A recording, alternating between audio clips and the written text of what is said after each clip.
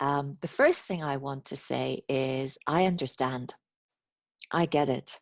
I'm a mother of a 16-year-old with Asperger's and a 13-year-old with high-functioning autism. I've been a solo mom for 10 years. I went through a protected divorce. And I'm a foreigner in a foreign country. So, so much of what you're all saying echoes, it resonates.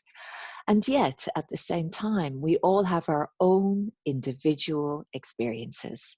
And I respect that too. The beauty of having a parents' club like this is it's a place to share. And when you have the opportunity to share, something happens psychologically. That's very, very important.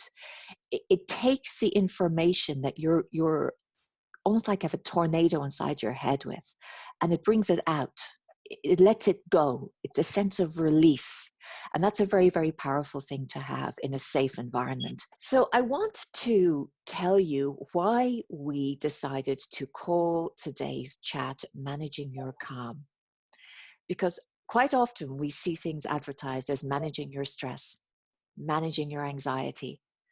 And what we're essentially saying there is, I'm going to talk to you or teach you or share with you ways to manage the very thing that you don't want to feel, stress or anxiety.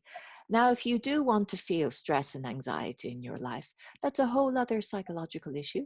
We put all our emphasis on what you would like to learn and how is the best way for you to learn this, as opposed to what are you not learning and why are you not able to learn this? Because that's putting all the emphasis on what you don't want.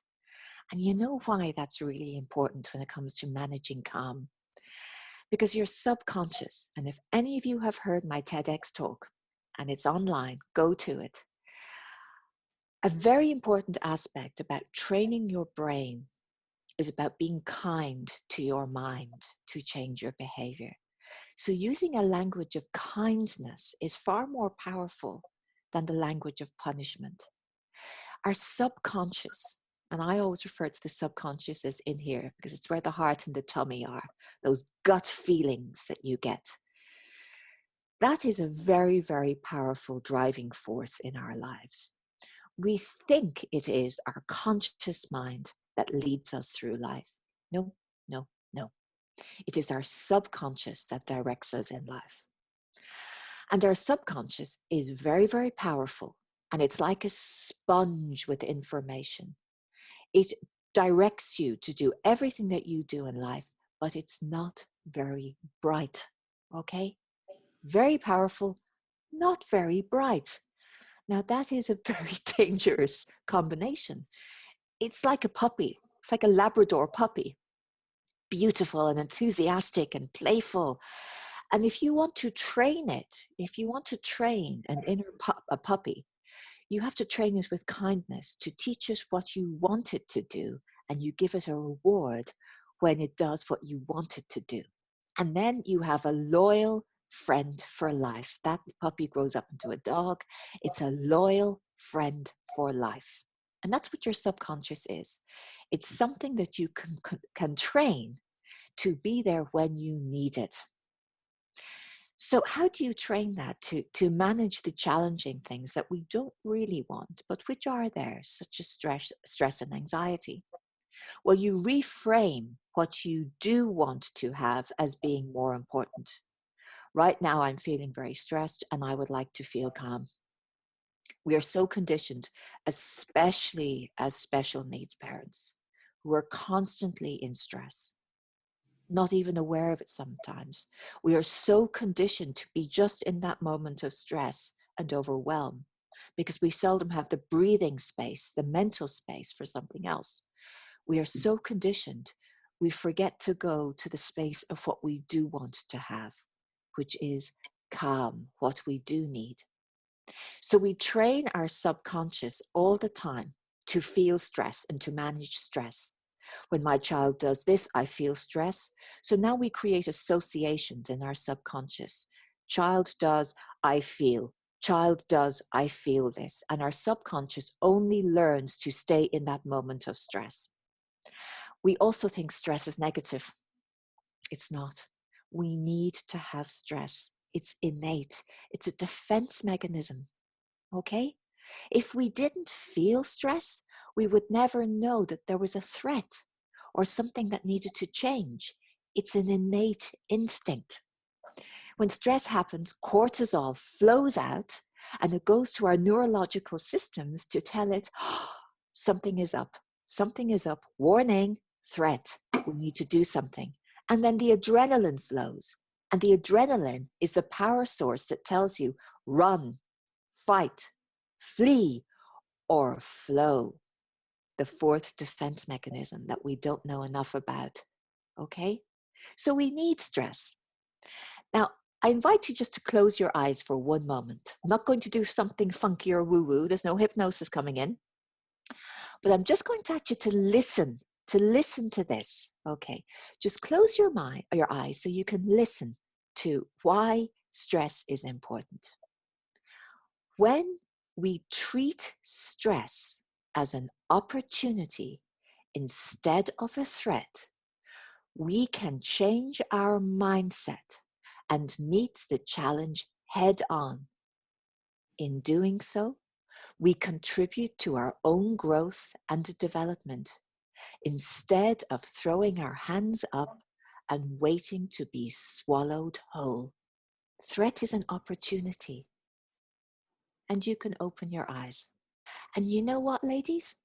When you're in our situation, you're not just managing the special needs child, you're trying to manage neurotypical as well, and yourself, and maybe a marriage, and maybe a business, and maybe parents, and maybe dogs, or Lord knows, adapting to a new culture.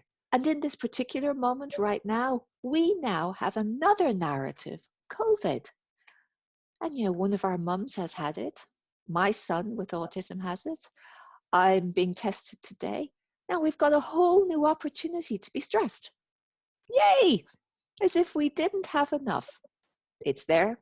We've got to accept it, treat it as an opportunity, because you know what? It is there. And when we fight it, we increase our stress. When we fight stress and fight anxiety, we're actually telling our subconscious another threat, fight it.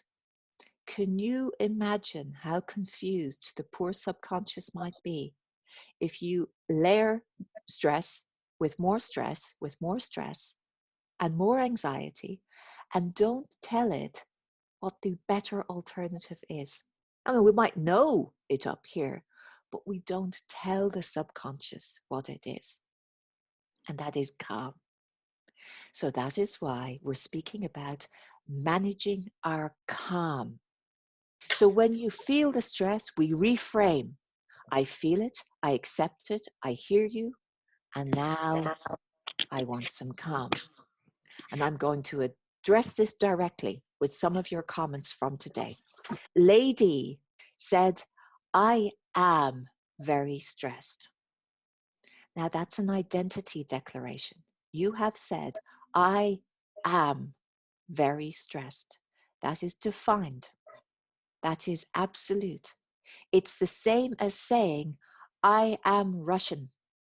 I am Irish. It's absolute. You have not opened up any other possibility when you define it like that.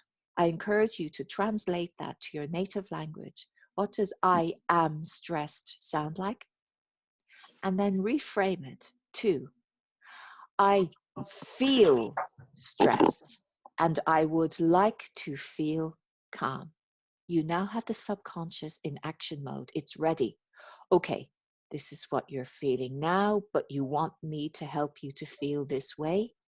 And then you train the subconscious what calm is through an activity, breathing, meditation, a beautiful cup of tea.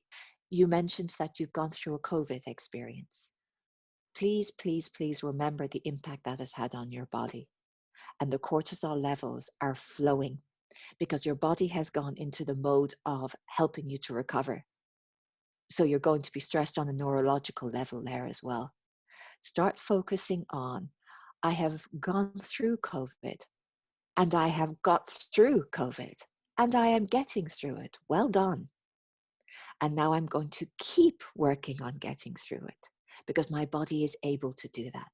Reframe it, because I am able to do that. And why? It's not about fooling yourself. It's telling that to the subconscious. Very powerful, not very bright. You must train it. You must teach it. I need to learn how to put boundaries in place with my children. What does a boundary look like to you? When they do this, I would benefit from being able to do this. What is it about their behavior that I don't like, that requires a boundary? So tell the subconscious, get into a chat with it, talking within. Train the subconscious to help you. What are you actually scared of? Is it the children? Is it the situation? Or how you're going to manage it? So give some structure and context, because fear, scared, it's a very big word and it's very generalized of all of them. If you enter it with that mindset, it may not help you.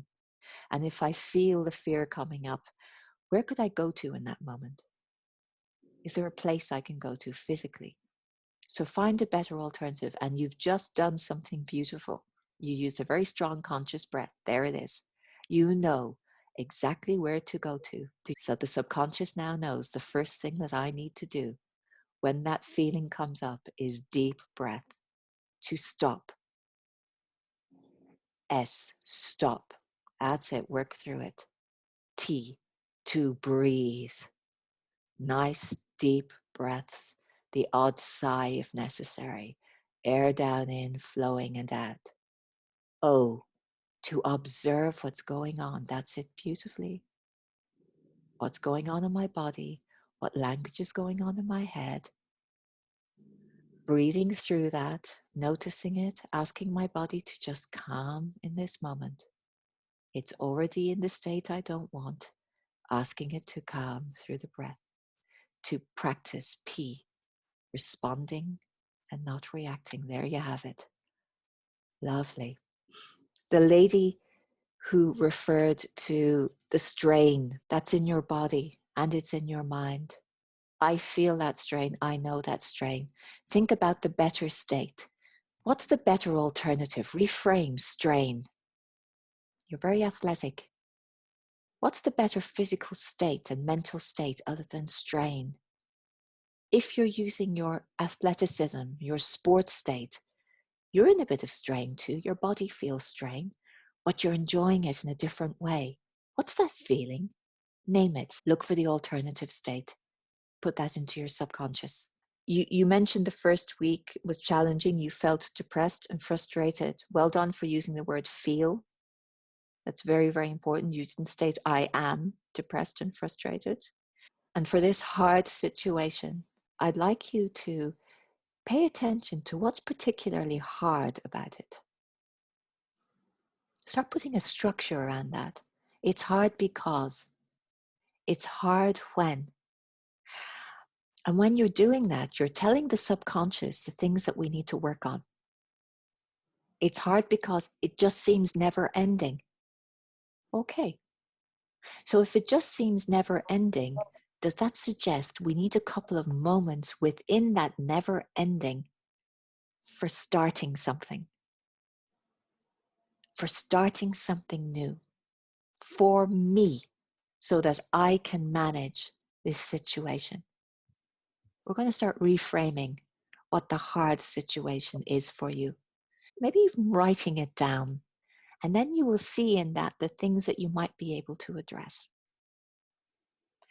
And when we write things down, we have the opportunity to apply the think before you speak model. And some of you know this model. So T, is it true what you're saying? Now, is it really true what you're saying to yourself, about yourself or the situation? H, is that helpful, what I am saying to myself? Or is it hurting? I, is it intelligent what I'm saying to myself? Come on, we can be our own worst critics, our own worst enemies. Is it necessary? N, is it necessary? Do I need to speak to myself like that? And K, is it kind? Am I being kindful? And we were striving to be mindful. Are we being kindful? So think before you speak to your subconscious. And when you have doubts or judgments or angers that you want to express to yourself, or limitations such as, I am very stressed, write those down and then apply the think model. Is that true, helpful, intelligent, insightful, necessary, kind?